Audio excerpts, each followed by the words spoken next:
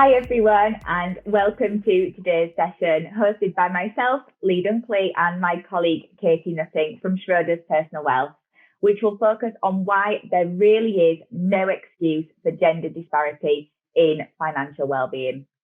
So throughout the next 20 minutes, we're going to be exploring what an inclusive financial well-being strategy looks like, the inexplicable link between mental and financial well-being, and also provide some practical tips for employers on how to elevate their financial well-being strategy. Now, I want to start off by looking at the problem. So we know that over half of women feel stressed or overwhelmed by their financial situation. We know that only 28% of women say that they would feel confident investing some of their money compared to 45% of men. And we know that £51,000 is the average pension pot of a woman in the UK compared to the average pot of £157,000 for a man. So we can see that the data is telling us that gender disparity and inequality still exist in today's world, despite efforts to reduce this. However, is there more that the government, financial services providers, and us as employers can be doing to promote good financial well-being for all? So my name is Leigh Dunkley, and I'm the Financial Wellbeing Lead at Schroders Personal Wealth. Now, Schroders Personal Wealth is a financial advice firm at heart, but with a real strong vision and aim of helping to improve the financial well-being of individuals right across the UK. And I'm joined today by the lovely Katie Nutting, who I'm going to hand over to now to introduce herself. Thanks, Leigh. So my name's Katie Nutting, and I am one of the personal wealth advisors for Schroders Personal Wealth. So I'm a chartered financial planner, and I have been advising businesses and individuals for over 11 years now. And I like to say that I help individuals and businesses to plan their financial future and answer those big money questions. So I feel like I was destined for a career in financial services, from the time when I was quite young.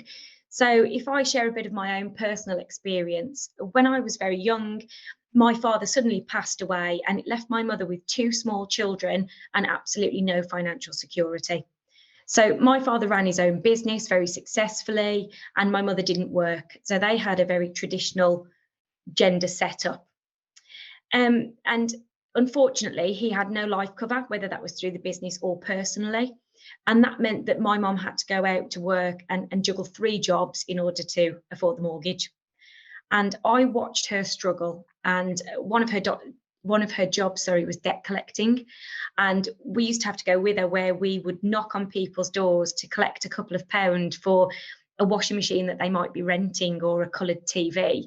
And, I watched how people would hide behind their curtains so they didn't have to answer the door.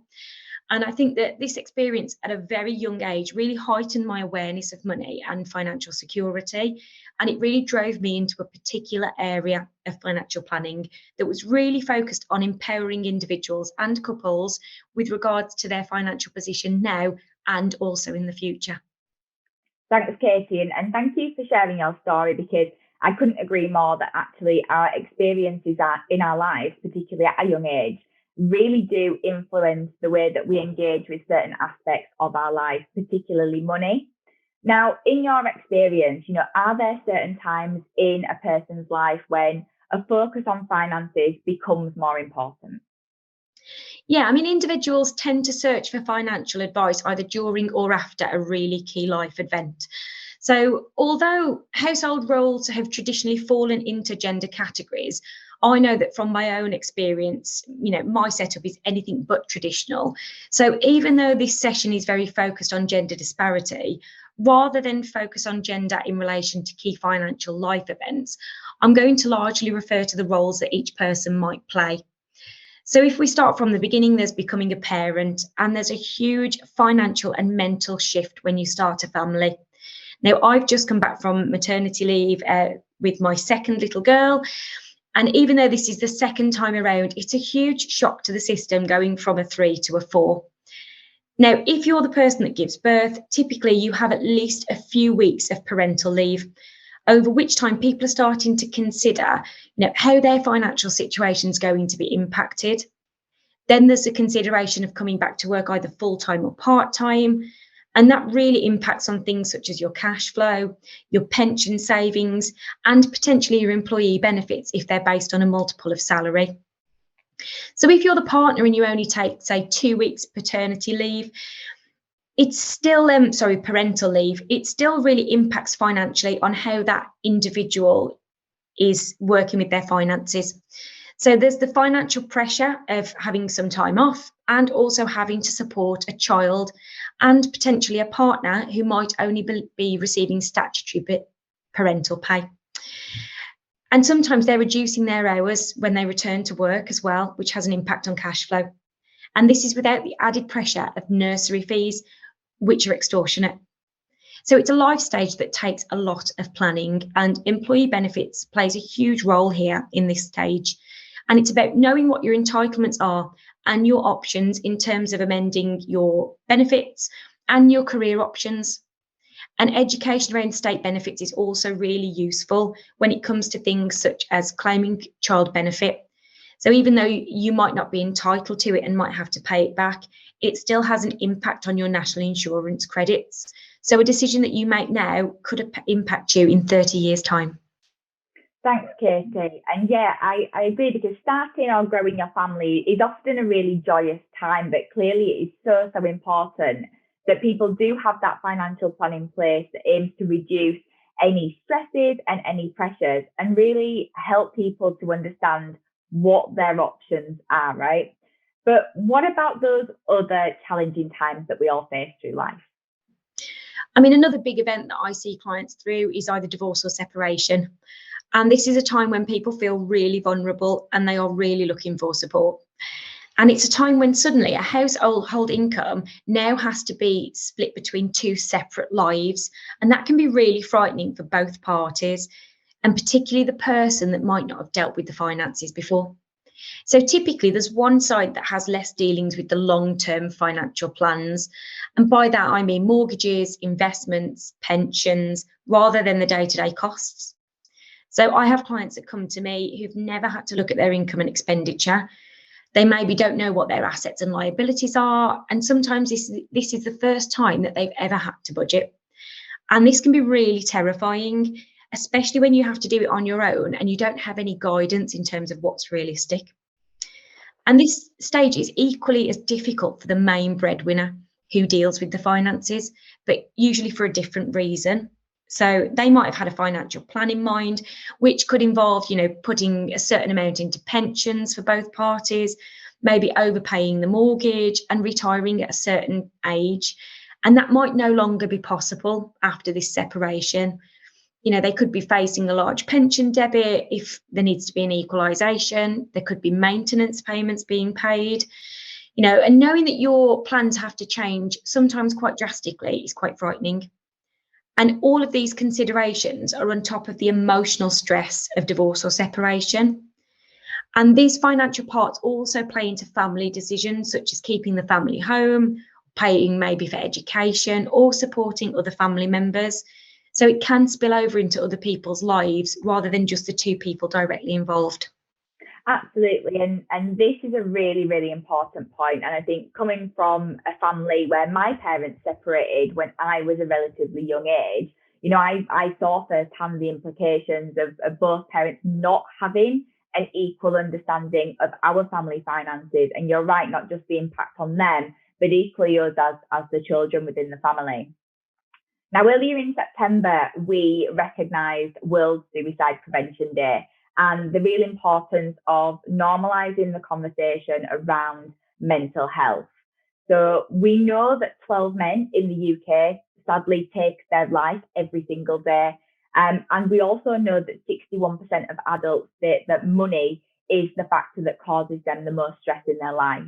So can you talk to us a little bit more around bereavement? Yeah, bereavement of any kind is so difficult for everyone that's involved, but it can be made more difficult if you have that financial pressure. I always advise my clients to keep a spreadsheet with all of their policy details and contact numbers. so that in the event of someone passing away, the person that's left to deal with the affairs will really easily understand where everything is and who they need to contact. If the main breadwinner of the family is the person that dies, the financial pressure is huge.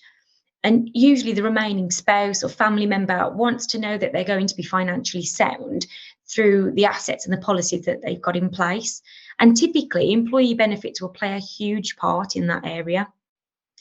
If the person who dies is the main carer of, say, children, there's a different consideration about how do you juggle work and childcare, particularly if you don't have a strong support system around you. And this might involve, new financial costs in terms of extra schooling. It can be, clubs or any kind of extra childcare. And this financial pressure is on top of the emotional turmoil that people are feeling during bereavement. And although money can't ease that pain, knowing that everything's in place and having a professional support you through, which could be the employer, can at least take away one of those burdens. Absolutely. Thanks, Katie.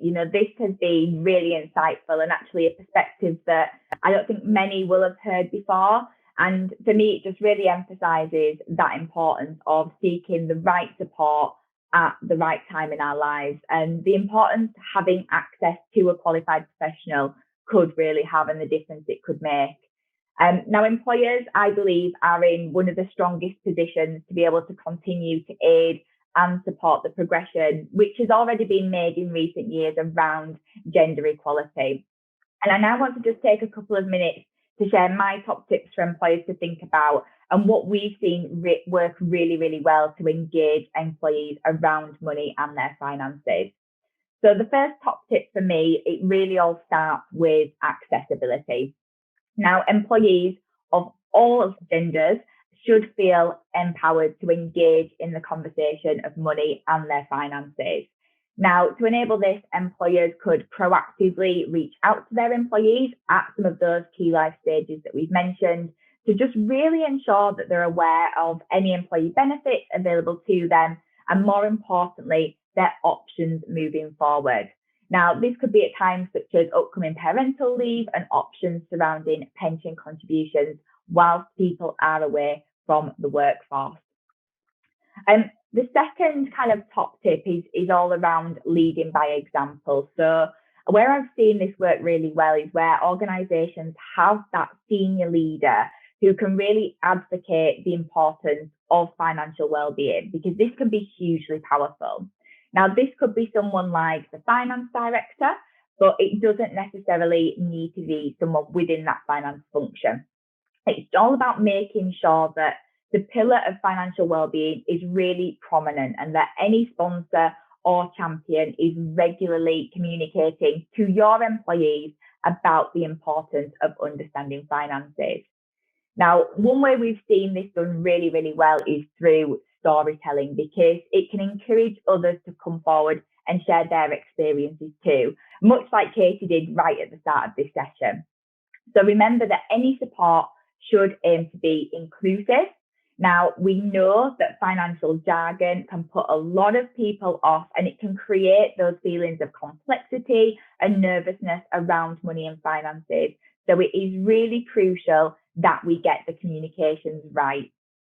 Don't try not to stereotype those traditional gender roles, and really remember that financial well-being actually affects us all in different ways. Now, third and lastly, I want to touch on kind of providing that range of support. So as employers, it is really, really important to acknowledge that people do learn and they do engage in different ways. So some of the best engagement levels that I've seen are when an employer has used a wide range of different engagement strategies, having something that will appeal to everybody, regardless of gender or indeed age. So this support could include the provision of financial education or guidance facilitated in the workplace. And there's lots of providers out there, including ourselves, who can support employers to develop an effective financial wellbeing strategy comprising of all of these components. But equally, I would absolutely suggest it is worthwhile engaging with any existing providers that you do have including your workplace pension provider, to see what extra support and resources they could make available to you and your employees. Now we're coming to the end of the session, and so Katie, I'm going to hand it back over to you, please, for your final thoughts. So I would say that if there's one takeaway from this part of the session, I would say it's all about organisation, and that's regardless of gender. So as you've pointed out, Leigh, there's no need for gender disparity to exist within financial wellbeing, because even though we're all different people and we have different needs and different goals, we all have access to the same knowledge and products to help us create our financial future, or at least we should have that access.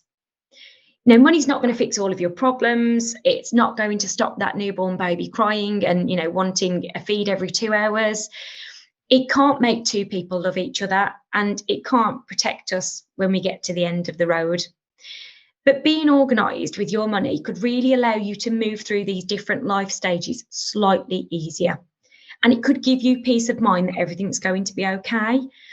And as an employer, by including a financial wellbeing strategy into your employee benefits offering, you're giving your employees the opportunity to be organised and giving them peace of mind from a financial perspective. Absolutely. And I think the final thing from me is that the support that any employer, provides, it doesn't need to be perfect or the end result from day one, because actually, when we look around us, the world we live in is constantly changing, and financial well-being is completely individual to each and every one of us. What is important is that you are offering some kind of support, whatever it is. And the final statistic that I want to leave you all with today is that 86% of millennials would actually consider taking a pay cut to work at a company whose mission and values align with their own. Now, for me, these missions and values absolutely need to be underpinned by actions. And so my question to you all is, are you truly doing enough to support your employees and to create an inclusive culture? Thank you.